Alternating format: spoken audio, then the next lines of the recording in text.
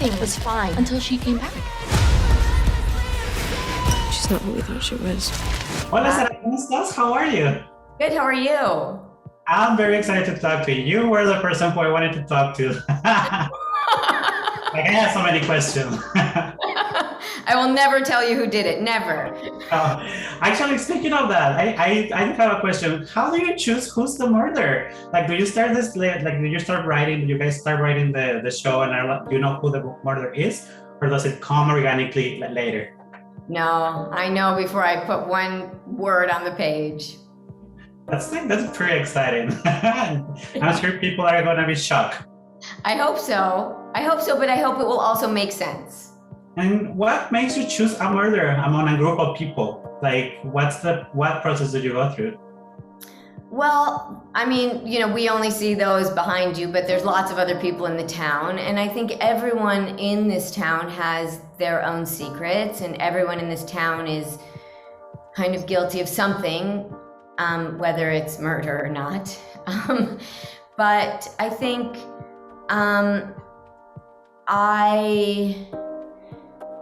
I really just knew who I felt should be the killer, and that was their biggest secret, and built everything else around it.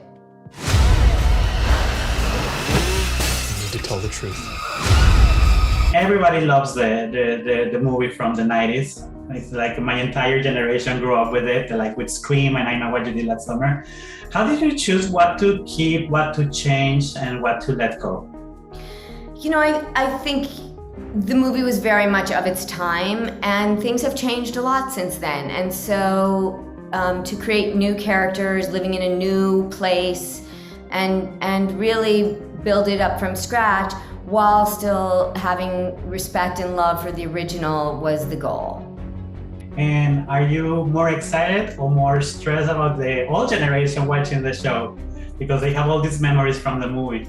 Of course. Listen, I love the movie too. So I just hope that they'll give it a chance as its own thing. And you did a great job, so there's nothing to worry about. Thank you. What if I don't know the truth? The movie from the 90s was very PG-13, and this one is not. It's not. It even starts like it starts at the first minute. I was like, oh, okay, there's someone peeing on the pool. And what was the decision to make it so mature, so bloody and so scary, and to make the teenagers like more real?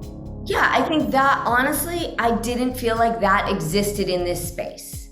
I felt like things were either very PG and linear, or they were only about characters and teenagers in a kind of a tortured, traumatic way. And so I felt like what we hadn't seen was something with that genre that really pushed the boundaries in both directions and had real characters.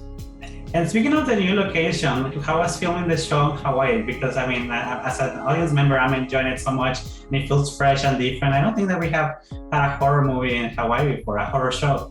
Right, yeah, we haven't. And if you think about it though, there's only one way in and one way out. It's like a small town times 100. Everyone knows each other's business. It looks beautiful on the outside, but underneath is all this danger with the caves and the lava tubes and the ocean and the cliffs, and you can't escape. There is no redemption in this life. God, it's brutal out here. Thank you so much. I really appreciate you sharing the show with us. I can't wait for everybody to see it. Thank you so much, Jovanny.